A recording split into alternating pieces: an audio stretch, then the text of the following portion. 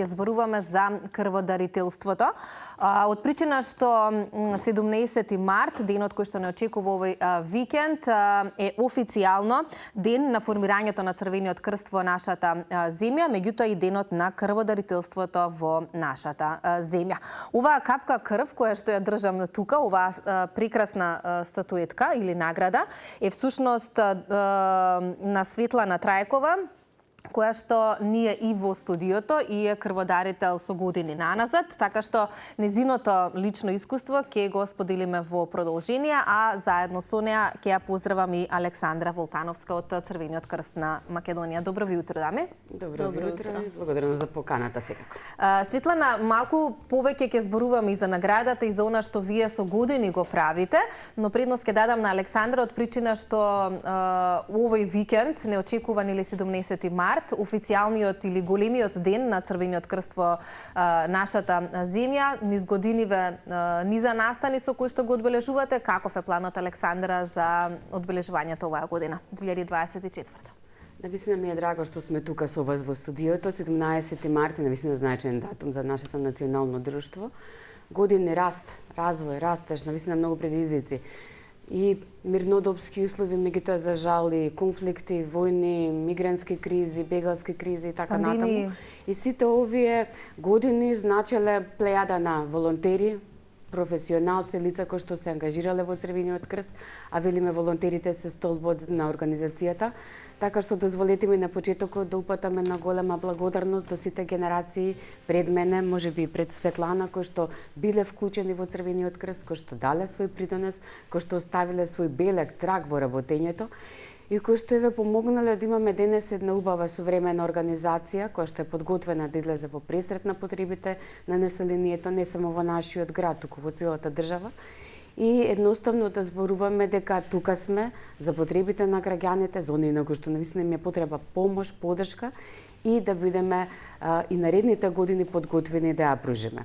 Во исто време, 17 март е и ден на крводарителството во Македонија, бидејќи крводарителството се уште една од најпрепознатливите активности на нашата организација, а од друга страна па крводарувањето како чин е навистина препознатлив како еден највисок хуманистички, алтруистички чин, преку кој единствено преку кој се спасуваат човечки животи.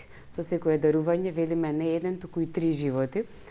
Меѓутоа и тој потик на дарителите и тој ден колку е важен за крводарителите е исто така еден посебен значаен сегмент.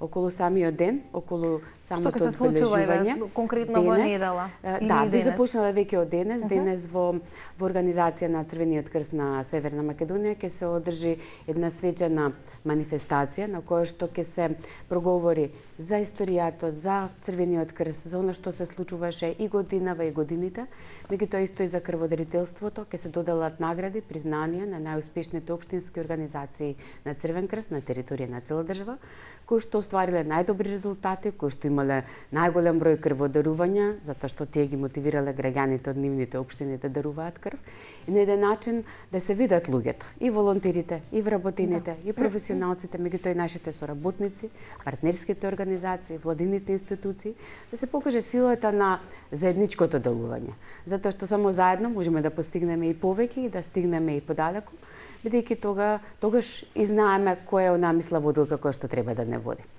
На 17 март, бидејќи е тогаш и денот е недела, меѓутоа решивме да бидеме на терен меѓу граѓаните, бидејќи нашата мисија е таква, да бидеме близко до граѓаните, да бидеме помеѓу луѓето и да не препознаат како такви. На 17 март на 3 локации во градскиот парк, во трговскиот центар Сити Мол и Изгейт Мол, значи тоа се 3 локации различни на територија на градот, ќе бидат нашите волонтери, им дадовме предност на помладите, да бидат активни на терен и ќе спроведеме еден интересен квиз, мал квиз за некои основни прашања за крводарителство. Тој што најмногу знае ќе добие соодветна награда, подготвивме навистина прекрасни изненадувања за сите граѓани. Оно што можеби не знае доволно е убав начин да се информира, да го мотивираме, токму така. Волонтерите ќе го пренесат и нивното лично искуство. Зошто волонтираат? Каде се може да се волонтира? Кој е начинот да се стане не само крводарител, туку и волонтер во Црвен крст? И едноставно, повторно, оној момент на дружење, односно контакт со граѓаните, без разлика на возраста, затоа што ние велиме Црвениот крст е отворен и достапен за сите. Така е, многу убаво кажавте, Александра. Подари крв, спаси живот, најскапоцената, нели велиме течност, која што навистина спасува живот. Светлана, верувам дека ова ви е многу драга награда, иако уште поблагородно е чувството кога знаете дека сте помогнале на многу луѓе на кои што навистина им било потребна помош. Впрочем, ова е и признанието кое што градот Скопје го доделува на крајот од секоја година. Вие сте најуспешната жена крводарител за 2023 година, поточно нели за минатата година. Еве, убаво може да се види, затоа што малку имаме и одблесок, ама добро го доловивме. Прво да ви честитам за овие награди и да ви честитам за тоа што со години дарувате крв. Како започна вашата приказна? Како се вклучивте во сето ова и зошто се уште сте активни? Благодарам за честитките и за убавата најава. Па мојата приказна е следна. Јас започнав да бидам активиста на Црвен крст уште во 4-то одделение, кога со оние касички собиравме помош за одредени категории на луѓе на кои што им е потребна. Потоа бев на надправ во прва помош во 78 година во Битола и таму се организираше акција за крводарување под шатори таму на отворено. И јас и мојата другарка Лена отидовме, бидејќи тогаш не знаевме со наши 14 години дека не може да даруваме крв, отидовме и викаме ние двете сакаме да даеме крв. Тие викаат не, вие сте премногу млади, треба на 18 години. И тоа не беше некој неуспех, него беше поттик и понатаму да работиме. Мотивација плюс? Во организацијата на Црвен крст. Потоа во прва година, тоа беше основно училиште Васил Главинов во Чаир, продолжи во гимназија Цветан Димов, активно се вклучи во организацијата на Црвен крст во општина Чаир, ги организирав акциите крводарителски и другите активности на Црвен крст.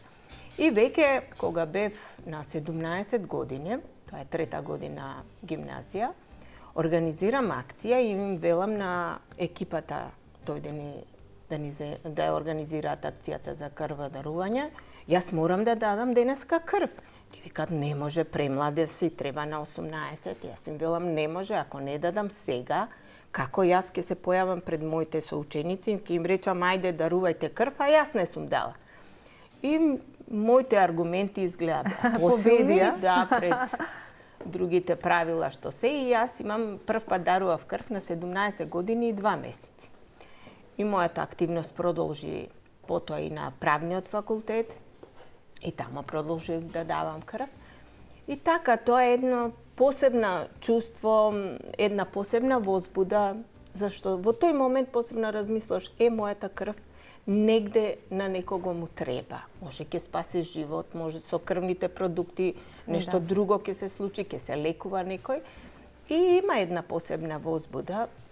Успевате ли низ годиниве да мотивирате други луѓе? Верувам дека успевате, но вака од блиско обкружување имате ли примери? Например, кај нас во семејството татко ми беше крводарител. Значи имате и некоја семена традиција? Со над 50 крводарувања. Имам постар брат и тој има над 50 крводарувања. Имам помала сестра и таа е крводарител.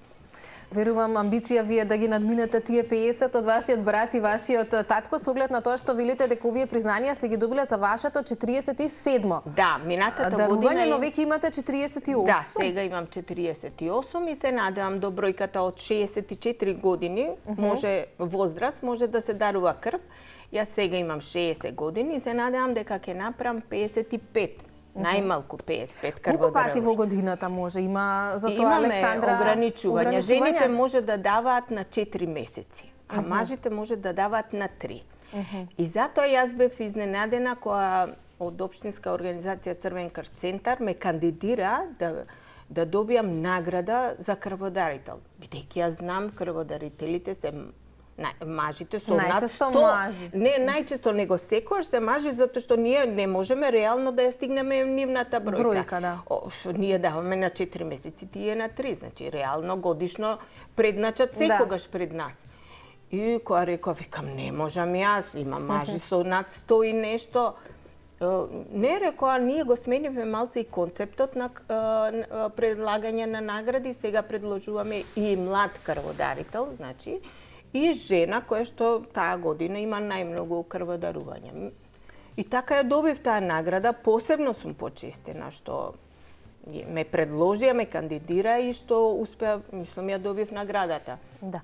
Александра, вие спомена и Светлана и млад крводарител. Убаво што ги категоризирате до некаде овие работи, заради тоа што треба да има некој кој што ќе ги мотивира и младите. Вие постојано сте активни низ училиштата, на територија на градовите и зборувате за оваа важна проблематика, но како може еден човек да стане крводарител? Кои се сите оние процедури кои што треба да се запазат? Еве спомена Светлана дека треба да се има минимум 18 години, иако таа е мал исклучок, има и зошто.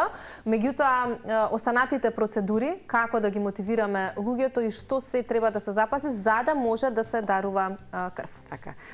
Спомена Светлана и самото наградување, самото мотивирање на крводарител е еден важен чин. Значи, токму така, примерот, таа беше наградена како жена крводарител, минатата година, односно веќе 22 имавме најмлад крводарител до 35 годишна возраст. Меѓутоа, верувајте, ние никогаш не ги забораваме нашите мотиватори. Тоа се луѓето кои што работат на терен, кои што организираат крводарителски акции. Секогаш ги наградуваме во различни прилики. Наградуваме училишни средини, работни организации, приватен сектор кој што работи на мотивација, на организација на крводарителски акции, и тоа е еден важен момент сите да сме поврзани во тој систем, односно никој да не се чувствува исклучен или помалку важен од другиот. Околу самиот процес на организација на крводарителска акција или пак кој може да дарува крв, секогаш велиме дека се тоа отворени акции. Што значи дека секој оној што има навршено 18 години не се согласност на родител како веќе идат тие процедури, тука е екипата од Институтот за трансфузиона медицина, наши партнери во програмата за крводарителство, и кога крводарителот, односно граѓанинот ќе дојде на некој од акциите или пак во нашиот дневен центар за дарување крв, секако првично ќе биде неговата здравствена состојба и на прво место таа клучна или суштинска, дали ќе може или ќе треба да продолжи да дарува крв, или пак од некоја одредена причина ќе биде спречен, може да биде и привремена причина. Потоа лекарскиот преглед, самиот чин на дарување не повеќе од 10 минути, одмор после дарувањето, и потоа велиме животот продолжува онака како што за сите нас една секојдневна дневна рутина на секојдневно функционирање. Значи тој половина час одвоен, дали како пауза за работа, дали наменски, дали после работа, училиште, факултети, така натаму, е мал временски рок, ако го сметаме со она што е сторено потоа, односно со даруваната крв, која понатаму нели се процесира во Институтот за трансфузиона медицина, се дистрибуира до крајните корисници, пациентите, болните, затоа што тоа е една континуирана потреба. Ние организираме акции секој ден на различни локации. Меѓутоа не видиме дека денеска ќе собереме, не знам, 500 единици крв и потоа наредниот период од неколку денови или месец ќе бидеме спокојни затоа што имаме резерви. Не. Секогаш треба одредена. Која крвна група е најдефицитарна, еве да споделиме и со јавноста, од која крвна група има најмногу потреба во нашата земја? Најдефицитарна и најпотребна е крвната група која што ќе му треба на пациентот. Нема Значи се е потребно. Крвна група, затоа што ако се случи потреба од А позитив или Б негатив или АБ, сега напамет зборувам, таа е таа што треба. Секогаш затоа велиме дека крвта треба да го чека пациентот, а никогаш обратното, тогаш да се прават апели или да се бара крв или семените дарувања, тоа велиме дека треба да го надминеме или пак веќе сме и на тој чекор дека е тоа надминато во нашиот систем, зборувајќи за бројките, ако планирањата се 55.000 крв во текот на годината како единици, во нашата држава секогаш се надминува тој број. Значи имаме некаде и 108% над планирањата, односно бројката, што значи дека сме успеале во нашите мотивирачки моменти, во она што Светлана го преговори, да се дојде до помладите, повозрастните, до оние кои што континуирано даруваат крв, младите крводарители да се мотивираат. Сите се подеднакво важни и кон сите пристапуваме со еднакво внимание. Светлана, Александра спомена 10 минути е чинот, така? Може ли од прилика да го доловиме? Вие и пред малку споделивте што најчесто размислувате во тие моменти, дека нели тоа ќе спаси нечи живот. Меѓутоа, ајде вака, некои го доживуваат како медитација, зборувам за тие 10 минути, секој различно го доживува чинот на крводарување. Како е кај вас? Па, Што минува низ мислите? па пред се размислуваш тоа, дека пријатна возбуда е. Затоа што јас работам во организација која што е општествено одговорна. Значи, овозможува да се организираат акциите. Ни овозможува материјална помош, ни дава средства, ни дава простор каде што ќе се одвива чинот. Потоа исто така ги мотивираат работниците со тоа што имаме и ни организираат излети, например, за викенд и ова. Тоа е една видна мотивација. И таа средина е веќе сплотена. Не само професионално, него и веќе со овој хуман гест што го правиме, ние сме нешто посебно, се дружиме. И пред да има акција сите велиме, утре ќе даваш крв, утре ќе даваш крв. Значи имаме потреба, чувство да го направиме тој чин. И кога медицински не прегледува дали може да дадеме крв, тоа е условот да си здрав, да притисокот да ти е добар, хемоглобинот, да имаш и одредена килажа, за жените треба 55 килограми, значи тоа е еден од условите, мора да си во полна сила за да можеш да даруваш крв.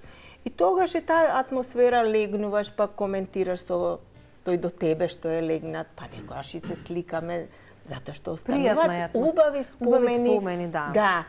И многу е, мене во последно време, бидејќи се јас сум повозрасна, ме радува нововработените кога ќе ги видам млади и кога ќе дојдат за прв пат да даруваат крв. Значи се вклучуваат во нашата армија на хумани луѓе и тоа ми е поттик, викам, има некој позади нас што ќе може во ова сурово време да се покаже и да покаже вистинската страна на човекот, хуманост. Сега пред некое време се запознав во Центарот за трансфузија во Дареџанбас.